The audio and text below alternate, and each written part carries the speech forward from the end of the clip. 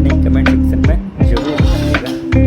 तो देख सकते हैं ये कुछ इस तरीके का है। इसमें हमको मिल जाता है यूनिक फैन जो कि कूलिंग के लिए बहुत ही यूनिक दिख रहा है, एकदम कूल। अंदर पूरा ट्रांसपेरेंट है, ये यहाँ पे लगा हुआ है ग्लास। और मिल जाती है हमको 16 कलर्स की एलईडीज जो कि ये यहाँ पे ग्लो करती है। और इसको हम बटन से चेंज भी कर सकते हैं। बहुत ही कूल और बहुत ही बढ़िया सीपीयू। ऐसा आपने